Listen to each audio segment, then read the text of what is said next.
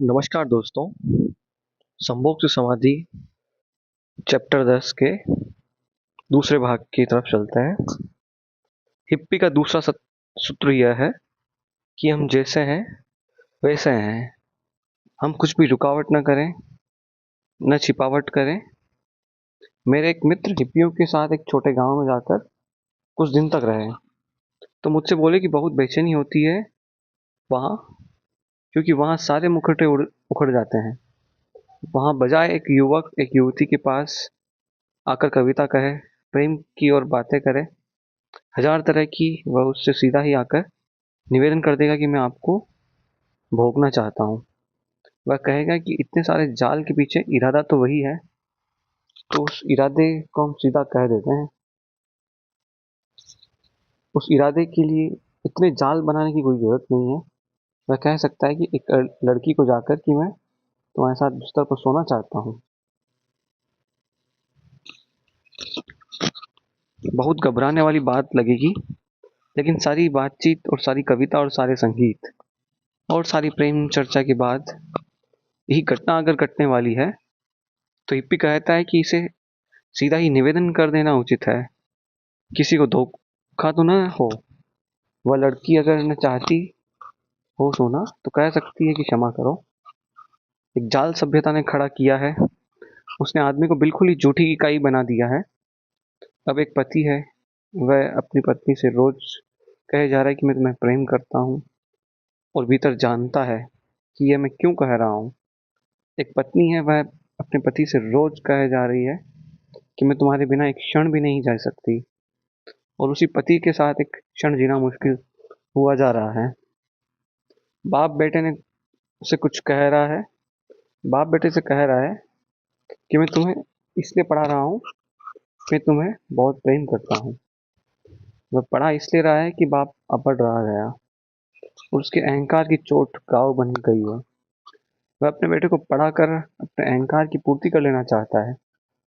बेटे के कंधे पर रखकर अहंकार की बंदूक चला रहा है।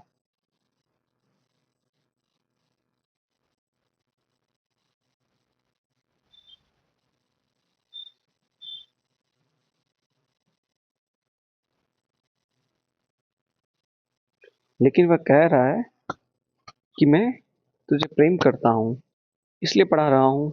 बाप नहीं पहुंच पाया मिनिस्ट्री तक, वह बेटे को पहुंचाना चाहता है, पर वह कहता है कि मैं बेटे को बहुत प्रेम करता हूँ, इसलिए। लेकिन मुझे पता नहीं कि बेटे को मिनिस्ट्री तक पहुंचाना बेटे को नरक तक पहुंचा देना है। अगर प्रेम है, तो कम से कम बाप एक बात तो न चाहेगा कि बेटा राजनीतिज्ञ हो जाए। सब माताएं कह रही है कि बेटे को प्रेम करती है, लेकिन प्रेम का कुछ पता नहीं। सब बाप कह रहे हैं कि बेटों को बेटों से प्रेम करते हैं, सब पति कहते हैं, सब स्त्रियां पत्नियां कह रही है। सारी पृथ्वी पर 3.5 अरब आदमी एक दूसरे से कह रहे हैं कि हम तुम्हें प्रेम करते हैं, और हर 10 वर्ष में युद्ध की जरूरत पड़ती है, जिसमें 10-5 करोड़ लोगों को मारना पड़ता है, और रोज यही वियतनाम, यही कोरिया, वही कश्मीर में युद्ध जारी है। सारी दुनिया प्रेम कर रही है, लेकिन प्रेम का कोई विस्फोट कभी नहीं होता है। सारी दुनिया प्रेम कर रही है, और अब भी विस्फोट होता है तो घृणा का होता है। हिप्पी कहता है, जरूर हमारा प्रेम कहीं धोखे का है। कर रहे हैं घृणा, कह रहे हैं प्रेम। मैं एक स्त्री को कहता हूँ कि मैं तुझे प्रेम करता हूँ, और मेरी स्त्री जरा पड़ोसी के आदमी की तरफ गौर से देख ले तो सारा प्रेम विदा हो जाया है। तलवार खिंच गई। कैसा प्रेम है? अगर मैं स्त्री को प्रेम करता हूँ, तो ईर्ष्यालु नहीं हो सकता। प्रेम में ईर्ष्या की कहाँ जगह है? लेकिन जिनको भी हम प्रेम करते हैं, वे सिर्फ एक दूसरे के पहरेदार बन जाते हैं, और कुछ भी नहीं, और एक दूसरे के लिए ईर्ष्या का आधार खोज लेते हैं। जलते हैं, जलाते हैं, परेशान करते हैं। हिप्पी ये कह रहा है कि बहुत हो चुकी है बेईमानी, अब हम तो जैसे हैं वैसे हैं।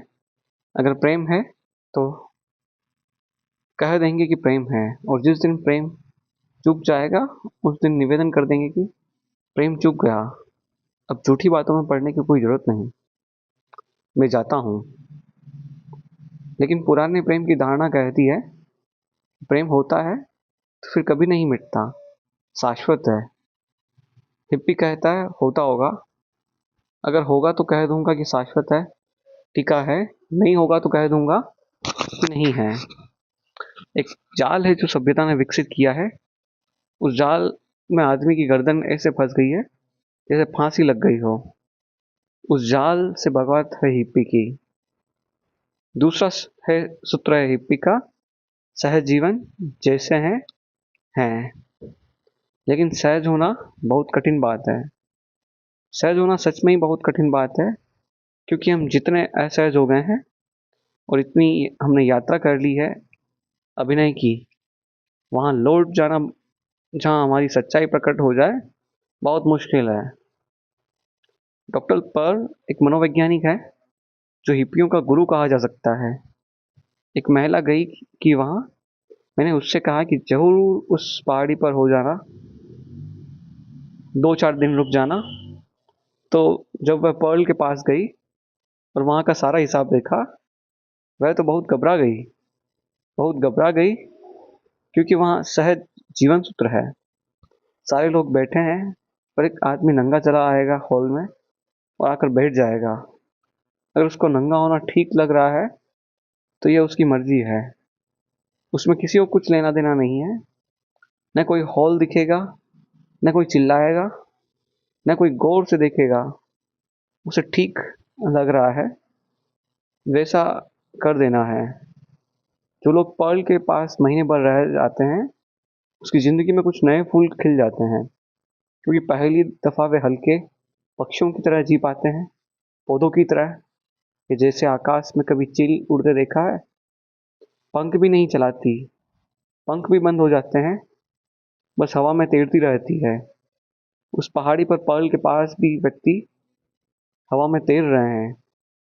एक आदमी बाहर नाच रहा है, कोई गीत गा रहा है तो गीत गा रहा है, कोई रो रहा है तो रो रहा है, कोई रुकावट नहीं है। लेकिन हमने तो आदमी को सब तरह से रोक रखा है। बच्चे को निर्देश देने से शुरू हो जाती है कहानी, सारी शिक्षा टू नोट से शुरू होती है। तो हर बच्चे के दिमाग में हम ज़्यादा से ज़्यादा यह मत करो थोपते चले जाते हैं। अंततः करने की सारी क्षमता, सृजन की सारी क्षमता न करने की इस जाल में लुप्त हो जाती है। या तो वह आदमी चोरी से शुरू कर देता है, जो जो हमने रोका था कि मत करो, और या फिर भीतर परेशानी में पड़ जाता है। दो ही रास्ते हैं, या तो पाखंडी हो जाओ या पागल हो जाओ। अगर भीतर लड़ा और अगर सिंसियर होगा, ईमानदार होगा, तो पागल हो जाएगा। अगर होशियार हुआ, चालाक हुआ, कनिंग हुआ, तो पाखंडी हो जाएगा। एक दरवाजा मकान के पीछे से बना लेगा जहां से करने की दुनिया रहेगी, एक दरवाजा बाहर का जहां न करने के सारे 10 कमांडेंट लिखे हुए हैं। वहां पर सदा ऐसा खड़ा होगा कि यह मैं नहीं करता हूँ, और करने की अलग दुनिया बना लेगा। मनुष्य को खंडित स्क्रिजोफेनिया बनाने में, मनुष्य के मन में खंड खंड करने की सभ्यता में न करने की शिक्षा ने बड़ा काम किया है। हिप्पी कह रहा है कि जो मैंने कहा है वह हम कहेंगे, और उसके जीवन के लिए जो भी हमें भोगना है हम भोग लेंगे। लेकिन यह बात हम न करेंगे कि कुछ और दिखाएं और करें कुछ और। यह बड़ी गहरी बगावत है। हालांकि सदा में साधु संतों ने कहा है कि बाहर और भीतर एक जैसा होना चाहिए। हिप्पी भी यही कहते हैं, लेकिन एक बुनियादी फर्क है। साधु संत कहते हैं कि बाहर और भीतर एक होना चाहिए, तब उनका मतलब है बाहर जैसे हो वैसे ही भीतर होना चाहिए। हिप्पी जब कहता है कि बाहर भीतर एक होना चाहिए, तो वह कहता है कि भीतर जैसे हो वैसे ही बाहर भी होना चाहिए। इन दोनों में फर्क है। साधु संत जब कहते हैं कि बाहर जैसे हो वैसे ही भीतर होना चाहिए, तो वे कहते हैं कि वह भीतर का दरवाजा बंद करो। हिप्पी जब कहता है कि बाहर भीतर एक होना चाहिए, तो वह कहता है कि बाहर जो 10 निषेध आज्ञाओं 10 कमांडेंट की तख्ती लगी है, उसको उखाड़ फेंक दो और जैसे भी हो वैसे हो जाओ। अगर चोर हो तो चोर, अगर बेईमान हो तो बेईमान, क्रोधी हो तो क्रोधी। बड़ा खतरा तो यह है कि क्रोधी अभिनय कर रहा है अक्रोध का, हिंसक अभिनय कर रहा है अहिंसक का, कामी अभिनय कर रहा है ब्रह्मचर्य का। और पुरानी सारी संस्कृतियां अभिनय को बड़ी कीमत देती है और कुशल अभिनेता की बड़ी पूजा करती है। हिप्पी कह रहा है कि हम अभिनय की पूजा नहीं करते, हम जीवन के पूजक हैं। हिप्पी ये कह रहा है कि झूठे ब्रह्मचर्य से सच्चा यौन भी अर्थपूर्ण है। झूठे ब्रह्मचर्य में भी वह सुगंध नहीं जो सच्चे यौन में हो सकती है। सच्चे ब्रह्मचर्य की तो बात ही दूसरी है, उसकी सुगंध का हमें क्या पता है। लेकिन सच्चा यौन न हो तो सच्चे ब्रह्मचर्य की कोई संभावना ही नहीं है। अभी हिप्पी यह नहीं कह रहे हैं, लेकिन शीघ्र ही जानेंगे तो कहेंगे। अभी तो वे यही कह रहे हैं कि जैसा है वैसा प्रकट करेंगे। अगर हम पशु हैं तो स्वीकृत है कि हम पशु हैं और हम पशु की भांति ही जिएंगे। तीसरी बात, जब मैं सोचता हूँ तो मुझे लगता है कि अगर खोज की जाए तो ईसाइयों की कहानी के अदम और ईव हिप्पियों के आदि पुरुष कहे जाने चाहिए, क्योंकि अदम और ईव ईश्वर ने कहा था कि तुम ज्ञान के वृक्ष का फल मत चखना। उन्होंने बगावत कर दी और जिस वृक्ष का फल नहीं चखने को कहा था उसी का फल चख लिया और वे ईडन के बगीचे से बहिष्कृत कर दिए गए। तीसरा सूत्र है हिप्पी का विद्रोह, इनकार का साहस। एक तो कन्फर्मिस्ट की जिंदगी है, हाँ हुजूर की, यस सर की। वह जो भी कह रहा है हाँ कह रहा है, वह सदा हाँ हुजूर करने के लिए तैयार है। उसने चाहे बात भी ठीक से नहीं सुनी है, लेकिन हाँ हुजूर कहने जा रहा है। उसे पता भी नहीं कि वह किस चीज में हाँ भर रहा है, लेकिन वह हाँ भरे चले जा रहा है। एक गुर, एक सीक्रेट उसे पता चल गया। जिंदगी में जीना हो तो सब चीज में हाँ कहे चले जाओ। हिप्पी कह रहा है जब तक हम समाज की हर चीज में हाँ कहते रहे हैं तब व्यक्ति का जन्म नहीं होता। व्यक्तित्व का जन्म होता है नो सेइंग से, न कहना शुरू करने से। असल में मनुष्य की आत्मा ही तब पैदा होती है जब कोई आदमी नो नहीं कहने की हिम्मत जुटा लेता है। जब कोई कह सकता है नहीं, चाहे दांव पर पूरी जिंदगी लग जाती हो।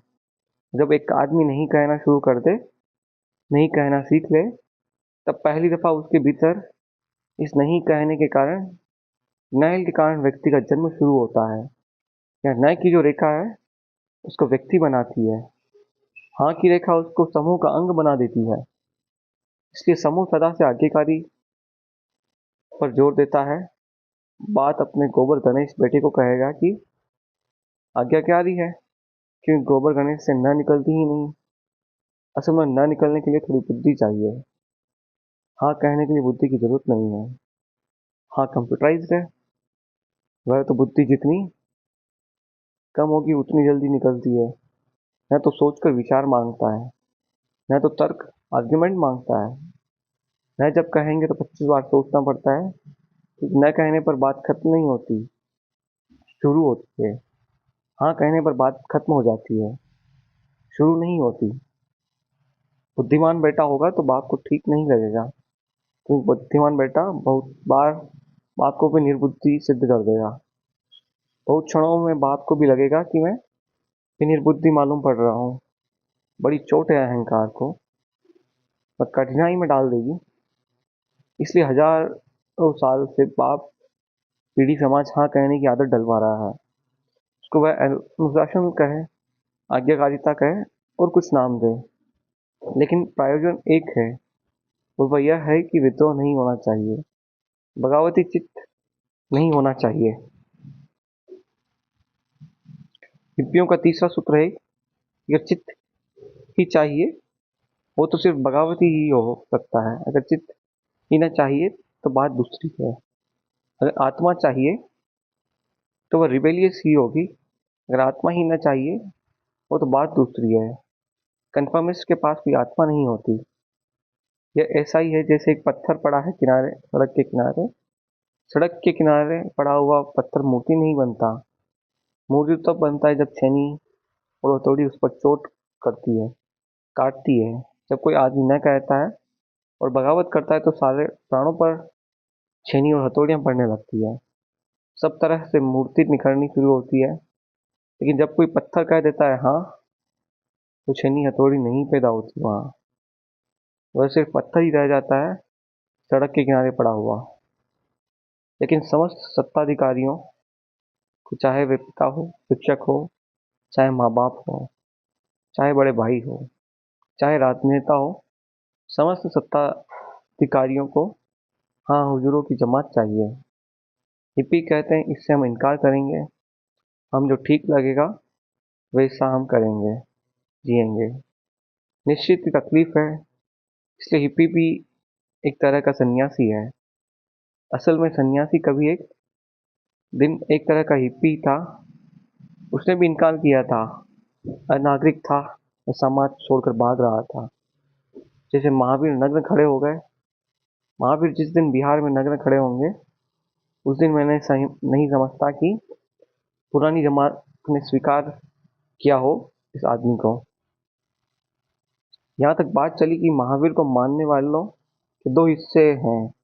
एक जो कहता है कि वस्त्र पहनते थे, लेकिन वे अदृश्य वस्त्र थे, दिखाई नहीं पड़ते थे। यह पुराना कन्फर्मिस्ट हो गया। उसने आखिर महावीर को भी वस्त्र पहना दिए, लेकिन ऐसे वस्त्र जो दिखाई नहीं पड़ते हैं। इसलिए कुछ लोगों को भूल हुई कि वे नंगे थे। वे नंगे नहीं थे, वे वस्त्र पहनते थे। जीसस, बुद्ध या महावीर जैसे लोग सभी बगावती हैं। असल में मनुष्य जाति के इतिहास में जिनके नाम भी गौरव से लिए जा सकें, वे सब बगावती हैं। और कृष्ण से बड़ा माँ हिप्पी खोजना तो असंभव ही है। इसलिए कृष्ण को मानने वाला कृष्ण को काट काट कर स्वीकार करता है। अगर सूरदास के पास जाए तो वे कृष्ण को बच्चे से ऊपर बढ़ने ही नहीं देते हैं, क्योंकि वे बच्चे के ऊपर बढ़कर वह जो उपद्रव करेगा वह सूरदास की पकड़ के बाहर है। तो बाल कृष्ण को ही स्वीकार कर सकते हैं, छोटे बच्चे को, तब उसकी चोरी भी निर्दोष हो जाती है। लेकिन सूरदास सोच ही नहीं सकते कि उनका कृष्ण रास रचा रहा है, गोपियों से प्रेम कर रहा है, नहाती हुई स्त्रियों के कपड़े लेकर वृक्ष पर चढ़ गया है। फिर पुराना कन्फर्मिस्ट जब आएगा व्याख्या करने, तो वह कहेगा वे गोपियां नहीं है। गोपी का मतलब होता है इंद्रियां। तो इंद्रियों की निवारण करके वे वृक्ष पर चढ़ गए, किसी स्त्री को निवारण करके नहीं। कन्फर्मिस्ट बार बार लौट रहे हैं, विद्रोही को भी अपने कैंप में खड़ा कर देता है। इसलिए जीसस को सूली देनी पड़ती है। लेकिन 200-400 वर्ष बाद जीसस भी उसी कतार में सम्मिलित हो जाते हैं। जब कभी हमने नहीं सोचा कि जीसस को सूली देने का कारण क्या था। जीसस को सूली देने के कारण बड़े अजीब थे। बड़े से बड़े कारणों में से एक तो यह था कि वे गैर पारंपरिक, नॉन कन्फर्मिस्ट थे। वे अंध स्वीकारी नहीं थे, वे इनकार करने वाले व्यक्ति थे। लोगों ने कहा वह मैगदलीन वेश्या है, उसके घर में मत ठहरो। तो जीसस ने कहा मैं भी अगर वेश्या के घर में नहीं ठहरूंगा तो फिर कौन ठहरेगा। इसलिए जानकर हैरानी होगी कि जिस दिन जीसस को सूली हुई, उस सूली के पास न तो जीसस का कोई अनुयायी था, न कोई शिष्य था। उस सूली के पास जीसस के बुद्धिमान शिष्यों में से कोई भी न था। जीसस के पास सिर्फ दो औरतें थी। एक तो वही वेश्या थी जो उनकी फांसी का भी एक कारण थी। सूली से जिसने लाश को उतारा है वह मैगदलीन थी। तो जीसस को स्वीकार करना उस समाज के लिए असंभव रहा होगा। इसलिए जीसस को जब सूली दी तो दो चारों के बीच में सूली दी। दो तरफ दो चोर लटकाए, बीच में जीसस को लटकाया। और जनता में से लोगों ने यह भी चिल्लाकर कह दिया कि इन चोरों को क्यों मार रहे हो। लेकिन किसी ने यह न कहा कि जीसस को क्यों मार रहे हो। एक आदमी फिर करोड़ों लोगों का मसीहा हो गया। फिर हम व्याख्या कर लेते हैं, फिर हम इंतजाम कर लेते हैं फिर हम साफ सुथरा कर लेते हैं। बगावत आत्मा का जन्म है। हिप्पी विद्रोह को जी रहा है। इस संबंध में एक और बात मुझे कह देनी है कि हिप्पी क्रांतिकारी रिवोल्यूशनरी विद्रोही हैं, रिबेलियस हैं। क्रांतिकारी नहीं, बगावती हैं, विद्रोही हैं। और क्रांति और बगावत के फर्क को थोड़ा समझा देता हूँ। असल में हजारों साल में कितनी ही क्रांतियां हो चुकी है, लेकिन सब क्रांतियां असफल हो गई है। हिप्पी का कहना है कि सब क्रांतियां असफल हो गई क्योंकि क्रांति सफल हो ही नहीं सकती है। सफल हो सकता है केवल अनियोजित विद्रोह। 1917 की क्रांति असफल हो गई क्योंकि एक जार को मारा और दूसरा जार उसकी जगह बैठ गया। सिर्फ नाम बदल गया, स्टालिन हो गया उसका नाम, और दूसरा जार है। किसी जार ने इतने आदमी न मारे थे, स्टालिन ने अपनी जिंदगी में करोड़ों लोगों की हत्या की। किसी जार ने अथवा सब जारों ने मिलकर भी इतने आदमी नहीं मारे थे। तो बड़ी कठिन बात है कि क्रांति भी होती है तो फिर उसके ऊपर एक जार बैठ जाता है, नाम बदल जाता है, झंडा बदल जाता है, बैठने वाले नहीं बदलते। वही चंगेज, वही तैमूर फिर वापस लौट जाता है, फिर वापस बैठ जाता है। हिटलर सोशलिस्ट था, उसकी पार्टी का नाम था नेशनल सोशलिस्ट पार्टी, राष्ट्रवादी समाजवादी दल। किसने सोचा था कि हिटलर यह करेगा जो उसने लिखा? क्रांतियां जब सफल होती है तब पता चलता है कि सब व्यर्थ हो गया। जब तक सफल नहीं होती तब तक तो लगता है कि बहुत कुछ हो गया है, फिर एकदम व्यर्थ हो जाती है।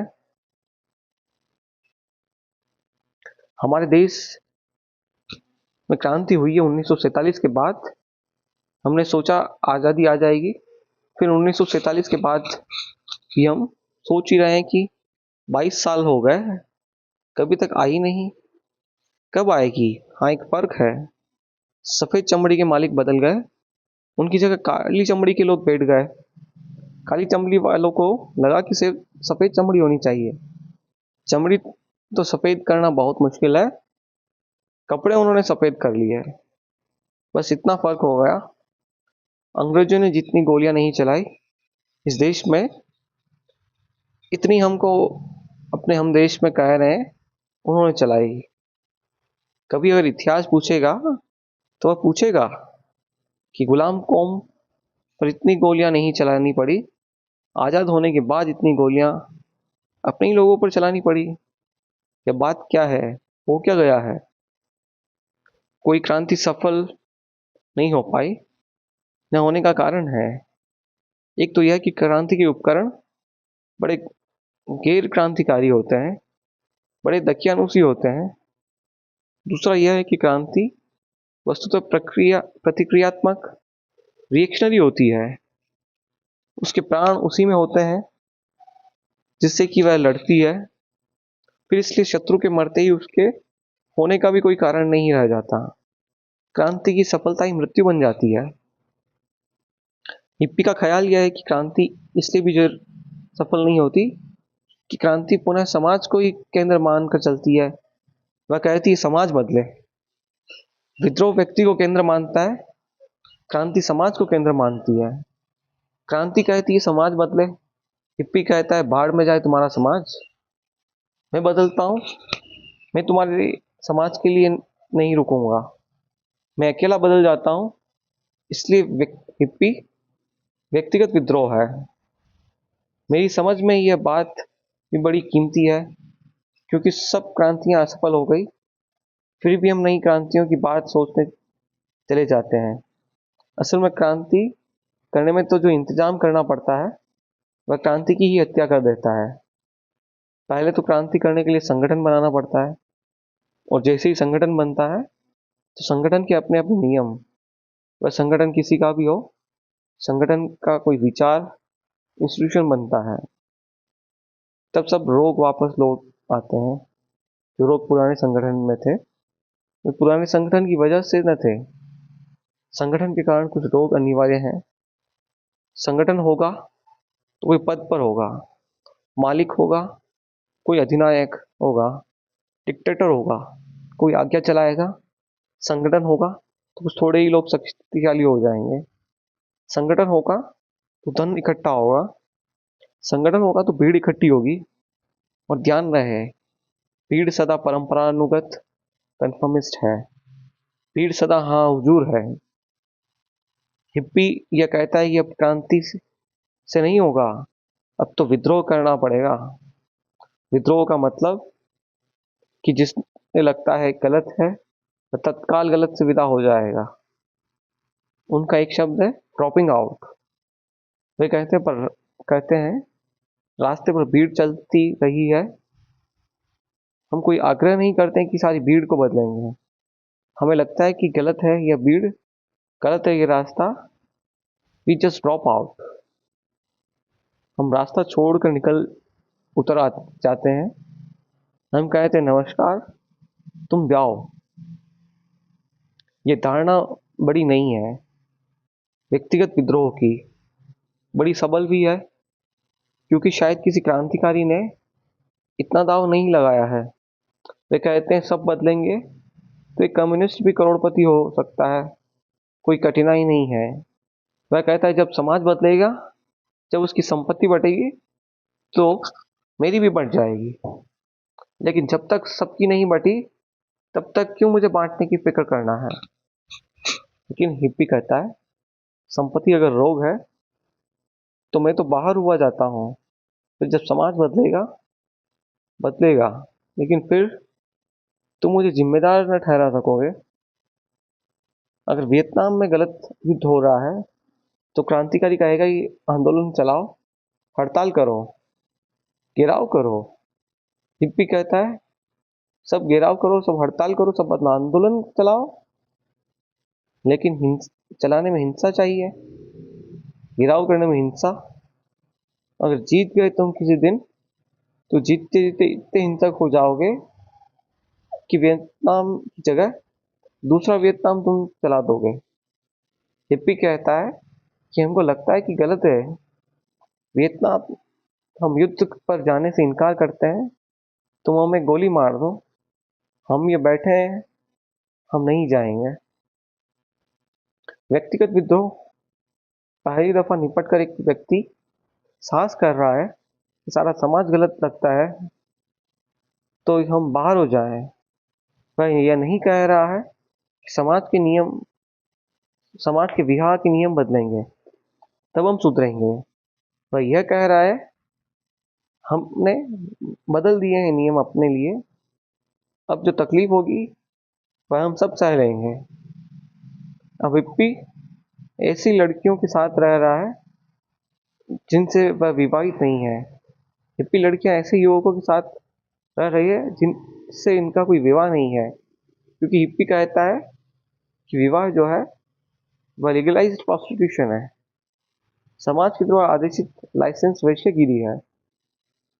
समाज लाइसेंस देता है तो आदमियों के लिए, अब हम तुम्हारे साथ बीच में बाधा नहीं बनेंगे। लाइसेंस देने की कई तरकीबें हैं, कहीं 7 चक्कर लगाकर लाइसेंस देता है, कहीं माला बना कर देता है, कहीं दफ्तर में रजिस्टर पर दस्तखत करवा कर देता है। वे विधियां तो गैर महत्वपूर्ण है, नॉन असेंशियल है। महत्वपूर्ण बात यह है कि समाज एक लाइसेंस देता है, अब इन दो आदमियों के बीच जो यौन संबंध होंगे उनमें हम बाधा न करेंगे। हिप्पी यह कहता है कि मेरा प्रेम मेरी निजी बात है, जिससे मेरा प्रेम है वह दो व्यक्तियों की बात है, इसमें हमें समाज से स्वीकृति या सवाल कहाँ है, इसमें पूरे समाज का संबंध कहाँ है। यह पूरा समाज हमारे प्रेम तक पर भी काबू रखने की कोशिश करता है, यह हमें स्वतंत्र बिल्कुल नहीं करने देता चाहता, प्रेम पर भी इसका काबू होना चाहिए। लेकिन वह तकलीफें झेल रहा है क्यों बच्चा हो जाएगा। हिप्पी लड़की को स्कूल में भर्ती करने जाएगी तो वहाँ शिक्षक पूछता है इसके बाप का नाम, तो हिप्पी लड़की लिखवाती है कि नहीं, इसका कोई बाप नहीं है, माँ ही है। बड़ी तकलीफ है। जिस गांव में एक लड़की यह कहती है कि इसका बाप नहीं है, सिर्फ माँ है। आप अगर बिना बाप के नाम लिख सकते हो तो ठीक है। मुझे उपनिषद की एक कहानी याद आती है, सत्यकाम जाबाल की। वक्त बदल जाता है, इसलिए हम कहानी को बढ़िया रूप दे देते हैं। सत्यकाम गुरु के आश्रम गया तो पूछा, तेरे पिता का नाम क्या है? तो वह वापस लौटा। उसने अपनी माँ से कहा कि मेरे पिता का नाम क्या है? तो उसकी माँ ने कहा, जब मैं युवा थी और तेरा जन्म हुआ तो बहुत लोगों की मैं सेवा करती थी। कौन तेरा पिता है मुझे पता नहीं। तो तू जा वापस अपने गुरु को कह देना, सत्यकाम मेरा नाम है, जाबाल मेरी माँ का नाम है, इसलिए सत्यकाम जाबाल आप मुझे कह सकते हैं। मेरी माँ ने कहा है कि जब वह युवा थी तो बहुत लोगों के संपर्क में आई, पता नहीं पिता कौन है। सत्यकाम वापिस गया। उसने गुरु से कहा कि मेरी माँ ने कहा है कि जब मैं युवा थी तब बहुत लोगों के संपर्क में आई, पता नहीं कि तेरा पिता कौन है। इतना ही उसने कहा कि मेरा नाम सत्यकाम है और माँ का नाम जाबाल है, इसलिए आप मुझे सत्यकाम जाबाल कह सकते हैं। मैंने तो सुना है, कोई कह रहा था कि जबलपुर जाबाल के नाम पर ही निर्मित है। पता नहीं, मुझे कोई कह रहा था, हो सकता है। लेकिन गुरु ने कहा कि तब तुझे मैं ले सकता हूँ, क्योंकि मैं मान लेता हूँ कि तू निश्चित ही ब्राह्मण है, क्योंकि इतना सत्य सिर्फ ब्राह्मण ही बोल सकता है। इतना सत्य तेरी माँ ने बोला है कि मुझे पता नहीं, बहुत लोगों के संपर्क में आई, पता नहीं होता पिता कौन था। इतना सत्य सिर्फ ब्राह्मण ही बोल सकता है। हिप्पी एक अर्थ में ब्राह्मण है। इस अर्थ में ब्राह्मण है कि जीवन का जो सत्य है, जैसा है वह वैसा बोल रहा है। कह रहा है कि तीन बातें हैं और चौथी अंतिम बात। फिर मेरी दृष्टि यह है हिप्पी के बाबत, वह मैं आपको कहूँ। चौथी बात, मनुष्य ने इतनी संपत्ति, सुविधा, इतनी सामग्री पैदा की है, लेकिन किसी गहरे अर्थ में मनुष्य भीतर दरिद्र हो गया है, चेतना संकुचित हो गई है। तो हिप्पी का चौथा सूत्र है चेतना का विस्तार, एक्सपेंशन ऑफ कॉन्शियसनेस। वह यह कह रहा है कि हम अपनी चेतना को कैसे फैलाएं। तो चेतना फैलाने के लिए सब तरह के प्रयोग कर रहा है, गांजा, अफीम, भांग, हशीश, एलएसडी, मैस्कलिन, मैरिजुआना, योग, ध्यान। वह यह सब कर रहा है कि चेतना कैसे फैले, संकुचित चेतना का विस्तार कैसे उपलब्ध हो जाए। तो केमिकल ड्रग्स का भी उपयोग कर रहा है, एलएसडी, मैस्कलिन, जिनके द्वारा थोड़ी देर के लिए चित्त नए लोक में प्रवेश कर जाता है। कानून विरोध में है, क्योंकि कानून को हर नई चीज के विरोध में है। ये कानून तो बनता है कभी और युग बदल जाता है। कानून तो विरोध में है। कानून तो एलएसडी को पाप मानता है। मैं नहीं ही समझ पा रहा हूँ, एलएसडी और मैस्कलिन में बड़ी संभावनाएं हैं। इस बात की बहुत संभावनाएं हैं कि ये दोनों चीजें मनुष्य की चेतना को नए दर्शन कराने में सफल रूप में प्रयुक्त की जा सकती है। ऐसा मैं नहीं मानता हूँ कि उसके द्वारा कोई समाधि को उपलब्ध हो जाएगा, लेकिन समाधि की एक झलक मिल सकती है, और झलक मिल जाए तो समाधि की प्यास पैदा हो जाती है। आज जो पश्चिम में योग और ध्यान के लिए इतना आकर्षण है, उसके बहुत गहरे में एलएसडी है। लाखों लोग एलएसडी देख रहे हैं। कोई आदमी एलएसडी की एक टिकिया लेता है तो घंटों के लिए उसकी सारी दुनिया बदल जाती है। जैसे ब्लैक की कविता हम पढ़े तो ऐसा लगता है कि ब्लैक कुछ ऐसे रंग जानता है जो हम नहीं जानते हैं। उसे फूल कुछ ऐसा दिखाई पड़ता है जैसा हमें दिखाई नहीं पड़ता। लेकिन एलएसडी को लेकर हम भी वही जान पाते हैं। पत्ते पत्ते रंगीन हो जाते हैं, फूल फूल अद्भुत हो जाता है। एक आदमी की आंख में इतनी गहराई दिखाई पड़ती है जितनी कभी नहीं दिखाई पड़ी। एक साधारण सी कुर्सी भी एक जीवंत अर्थ ले लेती है थोड़ी देर के लिए, जगत और ढंग का दिखाई पड़ने लगता है, जैसे कि बिजली चमक जाए अंधेरी रात में और सेकंड को वृक्ष दिखाई पड़े, फूल दिखाई पड़े, रास्ता दिखाई पड़े। बिजली तो गई, तो फिर अंधेरा भर गया। लेकिन अब हम वही आदमी नहीं हो सकते जो बिजली के लिए थे। इन साइकेडेलिक ड्रग का, इन रासायनिक तत्वों का हिप्पी बड़े पैमाने पर प्रयोग कर रहे हैं। मेरी समझ में सोमरस इससे भिन्न बात न थी। अल्यूड्स हक्सले ने तो एक किताब लिखी है, तो उसके सन 2000 वर्ष के बाद जो विकसित साइकेडेलिक ड्रग रासायनिक द्रव्य होगा, उसका नाम ही सोमा दिया है, सोमरस के आधार पर ही। और एलएसडी और मेस्कलीन जिन्होंने लिया है, तो पहली दफा उनको ख्याल आया कि वैदिक ऋषियों को देवी देवता एकदम जमीन पर चलते फिरते क्यों नजर आते हैं। वे हमको भी आ सकते हैं। भांग में कुछ थोड़ी सी बात है, बहुत ज्यादा बात नहीं, लेकिन भांग के पीछे थोड़ा सा हैंगओवर होता है। एलएसडी का कोई हैंगओवर नहीं।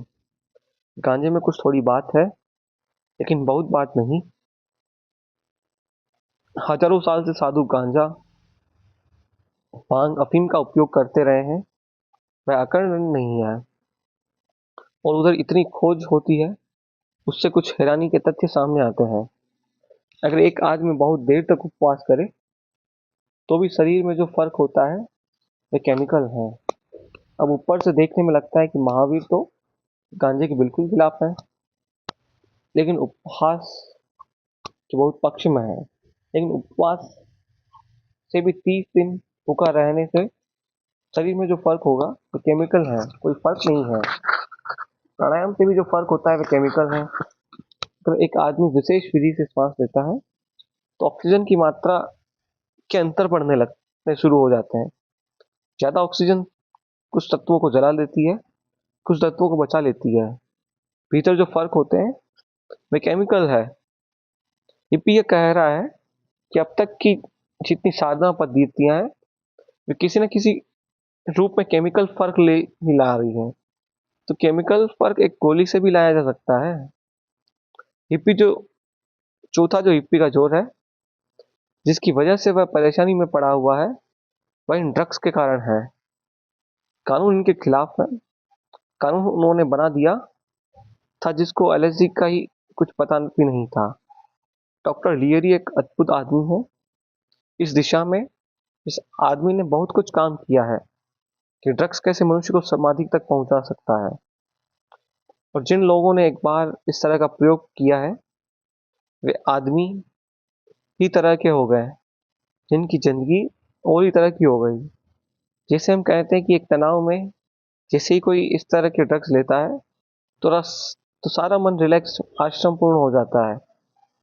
जीते हैं फिर आप तनाव में नहीं भी। और जहां हिप्पीज का जो शब्द है उसके लिए वह टर्निंग ऑन, कोई एक टर्न है, मोड़ है, दरवाजा है जो एक गोली देने के लिए आपको आपके लिए खुला है।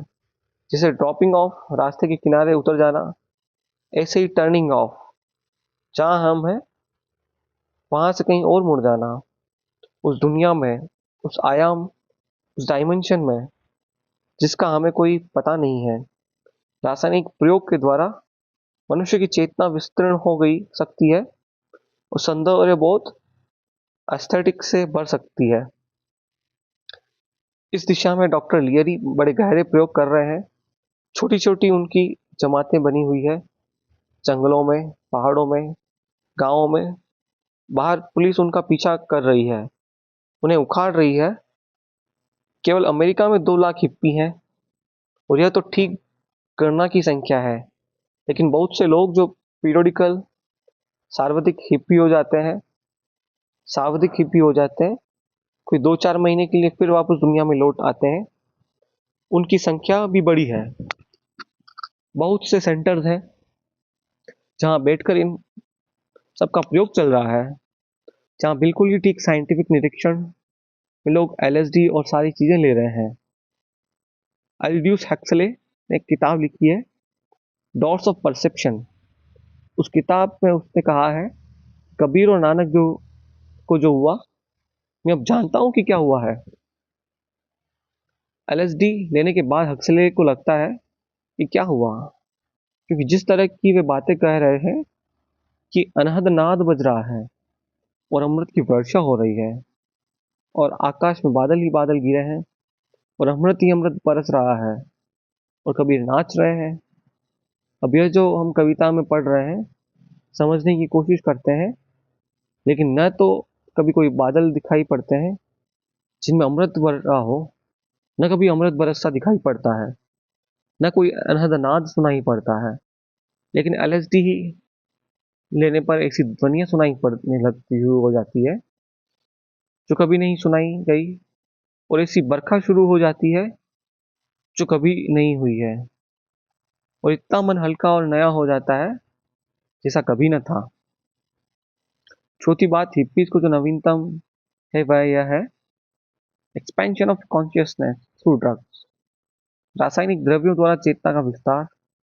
ये चार सूत्र मैं मौलिक मानता हूँ। मेरी क्या प्रतिक्रिया है वह मैं संक्षेप में कहूँ। हिप्पियों ने छोटी छोटी कम्यून बना रखी है।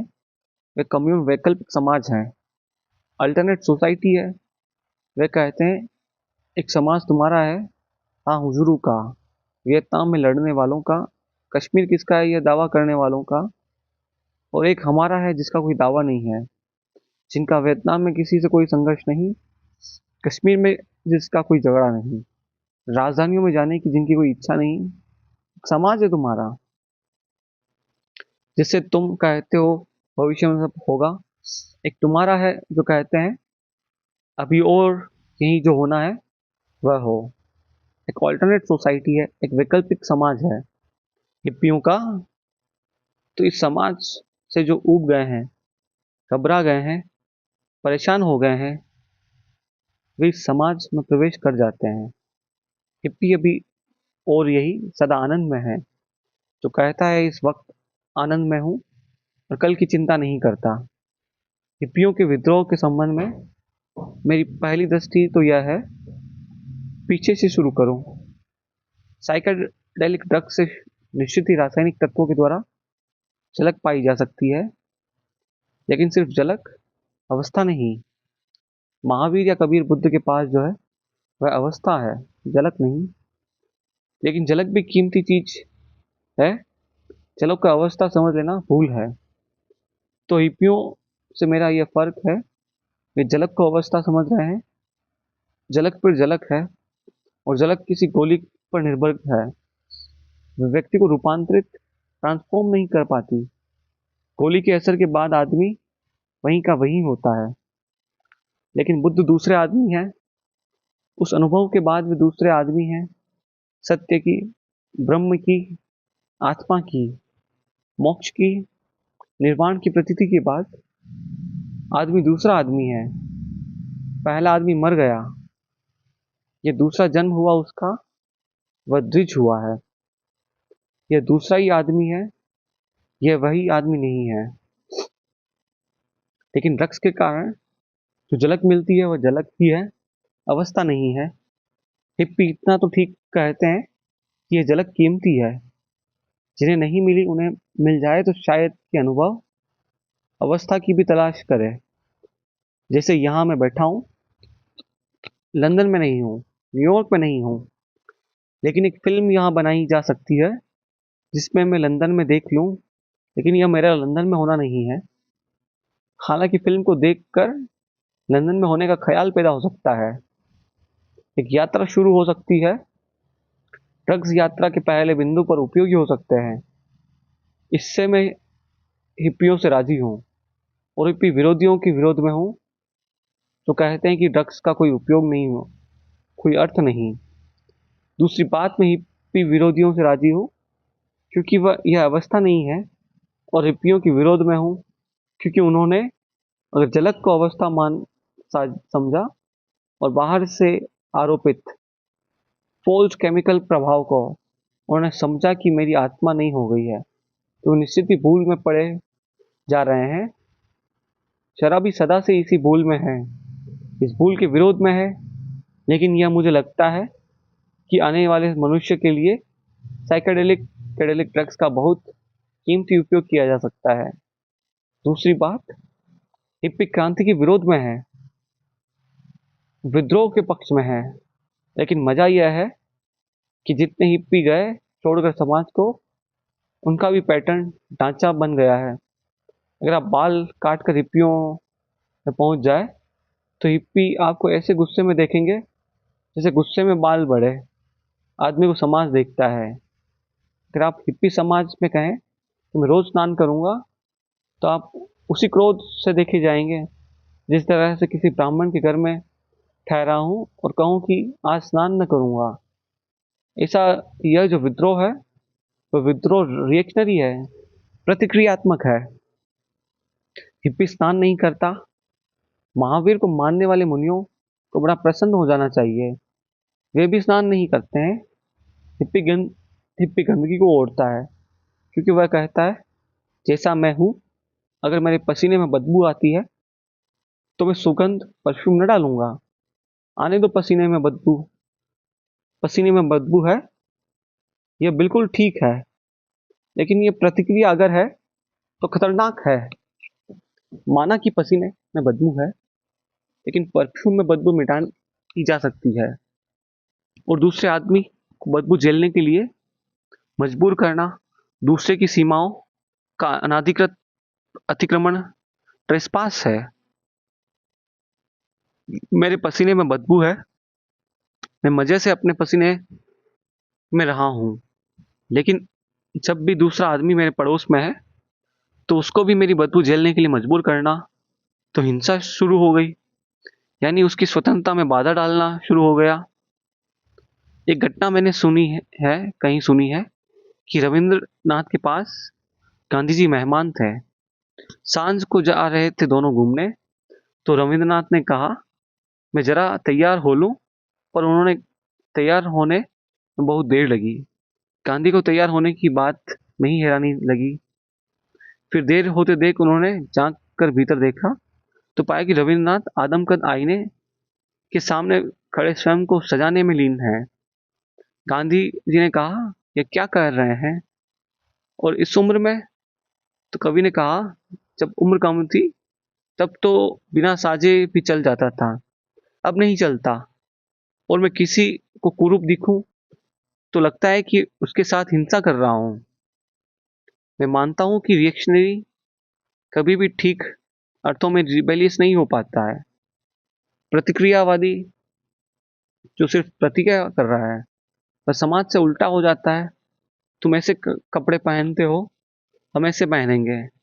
तुम स्वच्छता से रहते हो, हम गंदगी से रहेंगे।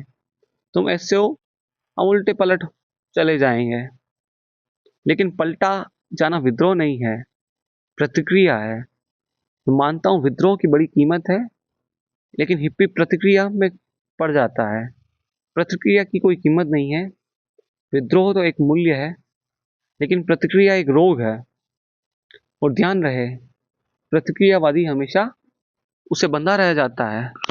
उसकी वह प्रतिक्रिया कर रहा है, अब ऐसा जरूरी नहीं है कि एक आदमी नंगा आकर इस कमरे में बैठे तो वह सहज ही हो।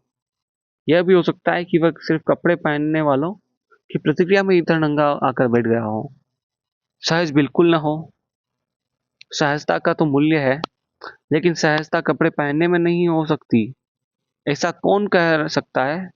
प्रतिक्रिया पकड़ रही है, प्रतिक्रिया के परिणाम खतरनाक है, और प्रतिक्रिया सदा स्थायी नहीं होती, सिर्फ संक्रमण की बात होती है। इसलिए धीरे धीरे प्रतिक्रिया भी सेटल व्यवस्थित हो जा सकती है। हिप्पियों का भी एक समाज बन गया, उसके भी नियम और कानून बन गए, उसकी भी ऑर्थोडॉक्सी बन गई, उनका भी पुरोहित पंडित नेता सब हो गया है। वहां भी आप जाएं तो आप जैसे हैं वे आपको बेचैनी शुरू कर देंगे। अभी मैं एक घटना पढ़ रहा था, एक अमेरिकन पत्रकार महिला हिप्पियों का अध्ययन करने बहुत से समाजों में गई।